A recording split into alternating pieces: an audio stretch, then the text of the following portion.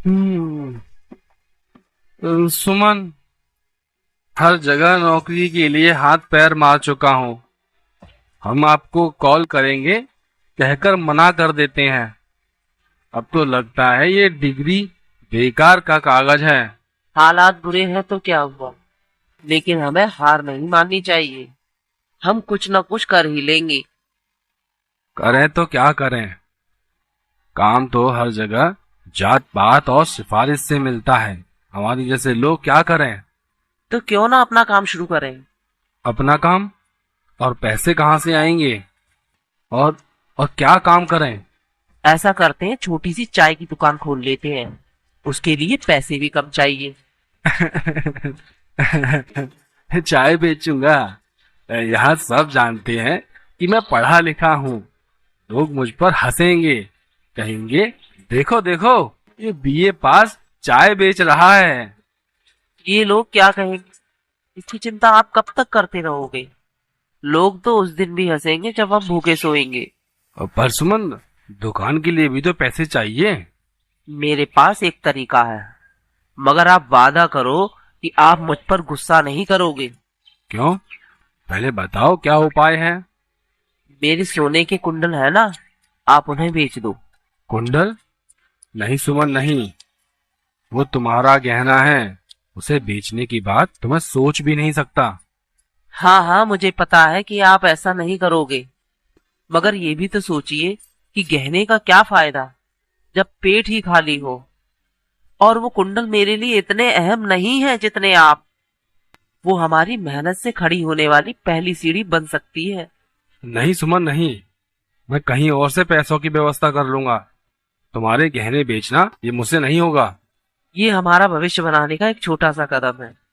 वैसे भी मुझे यकीन है कि एक दिन तुम इतना पैसा कमा लोगे कि ये कुंडल कुछ भी नहीं, इससे ज्यादा सोना मुझे दिला दोगे।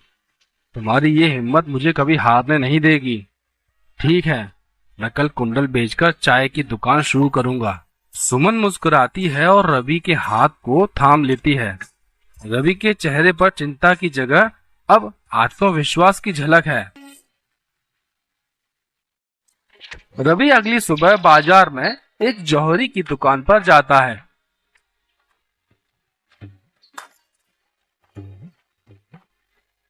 हाँ भैया, क्या चाहिए? ये गहने बेचने हैं मुझे। हम्म, सोने के कुंडल। ठीक है, मैं खरीद लूंगा। तो भाई साहब, बताइए कितने में लोगे ये कुंडल? इनके तो मैं बस 15,000 ही दूंगा, इससे 1 रुपया भी ज्यादा नहीं। मगर ये कुंडल तो 25,000 के खरीदे थे। 15,000 तो बहुत कम है भाई। देखो भैया, ये बाजार है, यहाँ तो भाव का उतार चढ़ाव चलता ही रहता है। अगर आप 3 दिन पहले आते तो मैं आपको इसके 20,000 दे देता, मगर आज तो यही दाम है। रवि कुछ देर सोचता है, फिर कुंडल बेचने के लिए राजी हो जाता है। ठीक है भाई साहब, आप खरीद लीजिए। ये लो भाई, आपके 15,000 रुपए। रवि पैसे लेकर दुकान से बाहर आता है और घर लौटता है।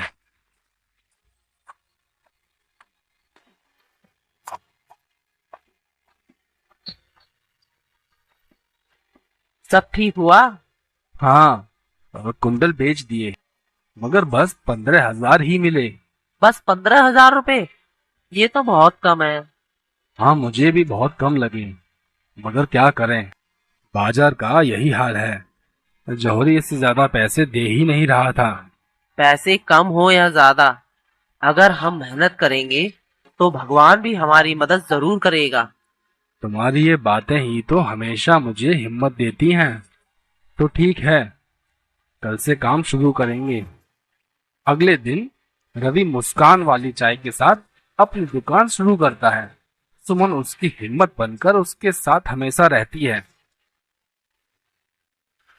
रवि अपनी छोटी सी चाय की दुकान लगाता है। दुकान का नाम लिखता है मुस्कान वाली चाय। रवि पहली बार चाय बना रहा है। उसकी दुकान के सामने संजय की बड़ी दुकान है, जहां ग्राहक पहले से बैठे हैं। अरे, आज तो एक नई दुकान खुली है। चलो, आज इस दुकान की चाय पीकर देखता हूँ।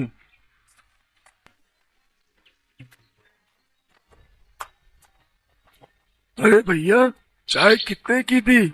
आइए भैया, आइए। 50 पैसे की है चाय। 50 पैसे?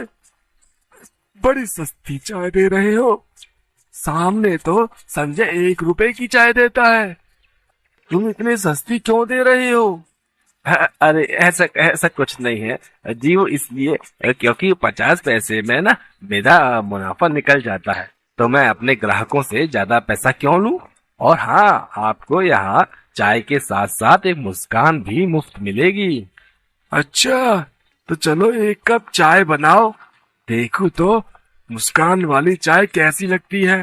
देता हूँ भैया, देता हूँ। एकदम प्यार से बनेगी। थोड़ा इंतजार करना पड़ेगा। अरे भैया, चाय तैयार है कि नहीं तुम्हारी, कि बस मुस्कान ही बांट रहे हो? अरे भैया, थोड़ा बैठिए। चाय बस थोड़ी ही देर में बनने वाली है। आखिर आपको खुश भी तो करना है।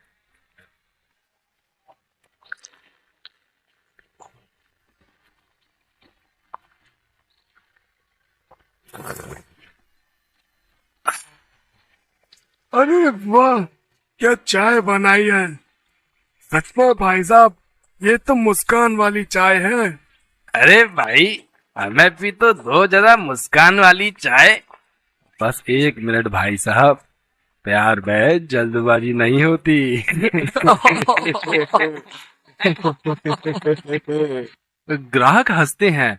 धीरे धीरे और ग्राहक उसकी दुकान पर आना शुरू कर देते हैं। रवि हर किसी से मजाक करता है, जिससे माहौल खुशनुमा हो जाता है। दूसरी ओर संजय अपनी बड़ी दुकान से सब देख रहा है। ये नवा लड़का कैसा इतना लोकप्रिय हुई गवा। हमार दुकान में इतनी सजावट और इतने अच्छे कप, फिर भी लोग इनकी दुकान में काहे जाए तरह। मालिक, वो हर किसी से मजाक करता है और उसकी चाय में कुछ अलग बात है। अलग अलग कुछ नहीं, ये सब नौटंकी बा। वो हमार धंधे पर असर डाल रहा है, कुछ करना ही पड़ेगा। रवि की दुकान पर बैठे ग्राहक उसकी तारीफ कर रहे हैं। भैया, चाय तो यहाँ की बेस्ट है। और रवि भैया का मजाकिया अंदाज तो पूरे दिन की थकान मिटा देता है। हाँ, और कीमत भी बिल्कुल एकदम ठीक। बड़ी दुकानों में तो बस नाम का पैसा वसूलते हैं। रवि ये सब सुनकर मुस्कुराता है और ग्राहकों को चाय परोसता रहता है। अरे भैया, आप हमारी दुकान से चाय पीने के बाद कहीं और जाओगे ना, तो आपको वहाँ की चाय एकदम फीकी लगेगी। सच में रवि भैया, अब तो रोज ही आना पड़ेगा। रवि धीरे धीरे इलाके में लोकप्रिय होने लगता है। इसके साथ उसका आत्मविश्वास भी बढ़ता है।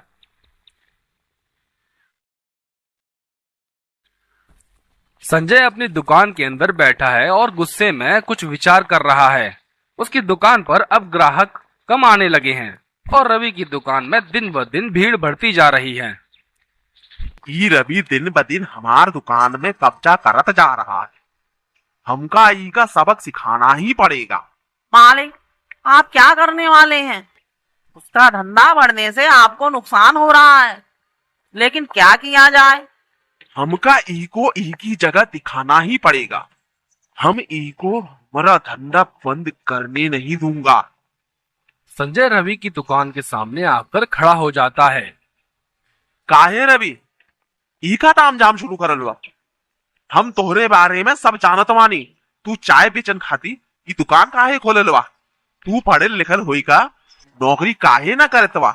भैया, चाय बेचने में क्या बुराई है? मेरे लिए यही सही है।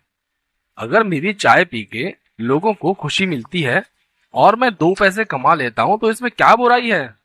और वैसे भी अगर मैं खुद काम नहीं करूंगा तो कौन करेगा? तू यहाँ दुकान खोल के खाली समय बर्बाद कर रही। एक दिन तो हर हाल ऐसन हुई कि सड़क पर खड़ा हुई के लोग से पैसा मांगत दिखाई दे। भैया, जो रास्ता सही लगता है वही अपनाना चाहिए, और मैंने तो वही किया। आप अपनी दुकान का ध्यान रखें और मैं अपनी दुकान का। हम तोरा एक मौका दे रहे, आपन दुकान बंद करई और हमरे संग जुड़ जाओ। हम तोरा अपन कारोबार में हिस्सा देबई।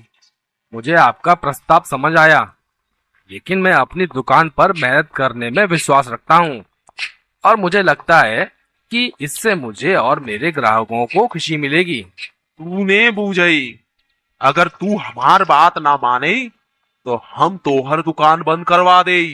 ई जमीन हमरा। भैया, मुझे आपके साथ की कोई जरूरत नहीं है। आप अपनी दुकान की चिंता करें। देख ले, तोहके आपन दुकान तो छोड़े के परत। ई इलाका में हम ही सबसे बड़ा व्यापारी हूँ। भैया, मैं इस दुकान के साथ खड़ा हूँ और अगर आप मुझे रोकेंगे तो मैं पीछे नहीं हटूंगा। तोहार ई आत्मविश्वास तोहार हार का कारण बने। संजय की धमकी सुनकर रवि सिर्फ मुस्कुराता है और फिर से चाय परोसने में व्यस्त हो जाता है। उसी रात संजय रवि की दुकान बंद कराने के लिए अपनी कर्मचारी से बात कर रहा है। देख भाई, रवि की दुकानवा के खत्म करे खातिर कछु तो करना पड़ी। तो ऐसन कर, जाके ओकर दुकानवा पर कचरा फैला दी और देख ओकरे ई तरह से तंग करावत रहे। मालिक, ये सही नहीं है। अगर किसी ने मुझे कचरा डालते देख लिया तो? हमके सही गलत मत सिखा। तहरा के जैसन कहनी बस वैसे कर।